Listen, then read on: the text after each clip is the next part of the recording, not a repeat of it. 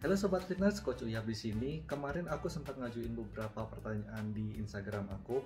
Ada 5 pertanyaan yang ngajuin ke teman-teman. Aku bikin pertanyaan itu bertujuan sebenarnya apa sih kendala kita itu buat dapetin body goals kita. Padahal sebenarnya kita tuh ingin loh punya target atau punya tujuan biar badannya bagusan dikit. Ada 5 pertanyaan yang aku ajuin ke teman-teman aku. Yang pertama, seberapa pingin sih kita itu punya body goals? Karena itu gini, kalau dibilang seberapa pingin tentu semua orang tuh pingin, tapi ada yang pingin banget, ada yang nggak pingin, ada yang netral, ada yang biasa aja. Itu pertanyaan pertama. Yang kedua, mau nggak sih kalian itu ngeluangin waktu 1 jam aja dalam satu hari, kira-kira seminggu 3 atau 4 kali buat olahraga?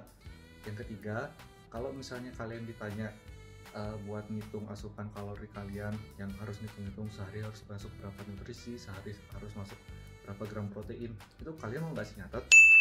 Yang nomor 4, kalau nih misalnya kalian ada budget buat bayar personal trainer atau coach, kalian mau nggak menyisihkan sedikit budget kalian buat belajar sama coach? Dan yang nomor 5, kalau misalnya nih kalian udah dapat body goals, kalian itu pingin stop sampai sana apa dipertahanin? Yuk kita bahas. Dari semua jawaban yang udah aku kumpul, hasilnya itu sangat di luar ekspektasi aku. Yuk kita bahas satu-satu. Yang pertama, kalau misalnya ditanya seberapa pingin sih kita punya body goals, jawabannya itu pingin banget, mengarah ke pingin banget. Body goals ini sebenarnya targetnya macam-macamnya. Ada kok orang itu yang punya target tuh nggak muluk-muluk, dia pingin nggak buncit, atau dia pingin kurusan dikit, atau dia punya target yang ekstrim, dia pingin punya badan kayak fitness influencer gitu. Nggak apa-apa, dengan kalian itu punya target kayak gitu, kita tuh jadi kebayang seberapa keras usaha kita dan diet kita sehingga kita bisa mencapai tujuan itu. Pertanyaan nomor 2, kalau misal kita ditanya seberapa mau sih kita itu ngeluangin waktu kita buat olahraga 1 jam aja dalam satu hari, 3-4 kali seminggu. Sebenarnya kalau ditanya kayak gitu, semuanya mau kok, hampir 100% mau. Coba masalahnya, orang itu kadang punya kendala ketika dia baru olahraga sejam, dia ini nggak ngerti apa yang dia lakukan. Entah dia itu ambil olahraga terlalu berat, entah dia ngerasa terlalu capek, entah dia tuh baru coba sejam, terus mager kayaknya, males nih. Ini problem macam-macam. Nah, ini ada hubungannya sama pertanyaan nomor 4 nanti. Pertanyaan nomor 3, mau nggak sih kita nyatet seberapa banyak kalori dari makanan yang kita udah makan? Dari 20 orang klien yang aku kenal, itu cuma 1 orang yang mau buat nyatet apa yang mereka udah makan. Kendalanya macam-macam ya, ada yang nggak bisa, ada yang males, ada yang merasa ribet, ada yang bilang nggak sempat, alasannya macam-macam. Tapi ini penting banget buat dicatat. Kenapa? Ketika kita itu udah ngomongin makan dalam satu hari, kalau misalnya nggak dikontrol, kita itu cenderung kebablasan atau kekurangan.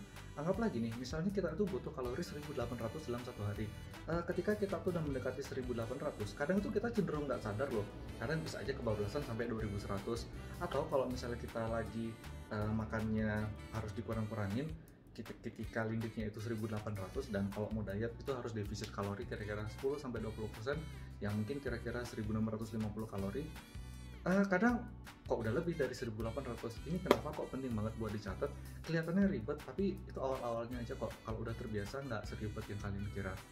Pertanyaan nomor 4, ini sangat berhubungan dengan profesi aku sekarang sebagai coach atau personal trainer. Banyak orang yang nggak mau pakai coach atau personal trainer karena mereka ngerasa nggak butuh. Mereka ngerasa, aku bisa kok latihan sendiri, aku bisa kok lihat dari YouTube, aku bisa kok belajar sendiri. Padahal nggak sesimpel itu. Ketika kita itu udah ngomongin body goals atau hal-hal yang kayak gini, ini bukan lagi tentang katanya, tapi kita udah belajar yang namanya science based. Kita nggak bisa ngikutin dari orang.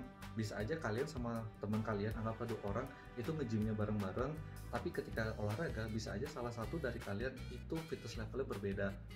Satunya bisa squat, satunya belum bisa, kan nggak bisa disamain, padahal kalian punya target yang beda-beda. Ini juga aku selalu tekankan ke teman-teman, ngapain sih orang itu harus ikut kursus bahasa Inggris? Kan sebenarnya bahasa Inggris bisa belajar sendiri. Kita bisa belajar bahasa Inggris sendiri dari internet, bahkan HP kita aja operasionalnya itu pakai bahasa Inggris. Sampai ada tempat kursus bahasa Inggris yang mahal banget kayak ini sama ini. Kenapa orang pada mulas di sana? Kan bisa belajar sendiri. Nah, buat pertanyaan penutup, ketika nih misalnya kalian udah dapet body goals-nya, mau tetap dipertahankan body goals-nya, apa mau dibablasin kayak dulu lagi? Sebenarnya kedua jawaban ini benar, kedua jawaban ini nggak salah. Ini berkaitan dengan short term goal atau long term goal. Short term goal tuh kayak gini, ketika kalian itu punya goals dalam waktu jangka pendek, anggaplah kalian itu pengen pakai kebaya di acara nikahan. Jadi misalnya kalian itu punya waktu 3 bulan dari hari ini sampai 3 bulan ke depan, biar kalian itu di acara nanti itu bisa muat pakai kebaya dan bagus di foto. Ya udah, dengan waktu 3 bulan itu kalian bisa kok nyicil pelan-pelan dari hari 1 sampai hari ke-90, dari diet, dari olahraga, sehingga pas di hari acara kalian dapet nih goalsnya, aku bisa pakai kebaya bagus. Nah itu kalau misalnya mau short term. Nah goalsnya kan udah dapet, ya buat apa dipertahanin lagi? Itu kalau misalnya kita pingin yang short goals. Tapi kalau misalnya yang long term goals, misalnya kalian pingin selamanya badan kalian itu selalu body goals, jujur ini bakal susah banget. Aktor yang lagi main film pun sebenarnya nggak gini cara dietnya. Anggaplah ada suatu aktor, dia lagi main film A terus ke film B. Di film A dia itu disuruh badannya harus gede, pas di film B badannya disuruh kecilan. Kan badannya nggak selalu berada di kondisi prima. Mungkin kalau misalnya kalian tahu orang yang main Batman, dia pernah loh di kondisi badannya sangat kurus sekali, tapi pas lagi main Batman itu badannya bagus banget. Jadi aktor aja sekalipun badannya itu nggak selalu berada di kondisi prima kok. Nah sekarang tentukan goals kalian itu mau short term apa long term. Dua-duanya nggak masalah, dua-duanya bener. Nah jadi gitu guys, buat dapetin body goals itu sebenarnya aku akuin nggak gampang. Ketika kalian itu ngeliatin feed Instagram kalian yang isinya fitness influencer, ada orang yang badannya bagus, perjuangan mereka itu nggak sesimpel mereka diet dan olahraga 1 bulan terus badannya bagus. Ada perjalanan panjang yang tidak kalian ketahui, mungkin dari latihan mereka yang sangat berat, diet mereka yang sangat ketat, terus mereka juga punya coach yang handal. Itu nggak kelihatan, yang kita tahu kan cuma indah-indahnya aja. Nah jadi buat teman-teman yang agak kesulitan mau dapetin body goalsnya, aku ngerekomendasiin buat kalian belajar dulu, kalian pahami, jangan langsung ngikutin apa kata fitness influencer kalian. Nah, fitness influencer kalian itu nggak salah, tapi bisa nggak kalian itu ngikutin levelnya mereka. Jadi pelan-pelan dulu, belajar bertahap, sesuaikan dengan kebutuhan dan kemampuan kalian. Nanti pelan-pelan kok bakal dapat body goalsnya dengan sendirinya. Segitu dulu video ini, mudah-mudahan bermanfaat, and see you in another time.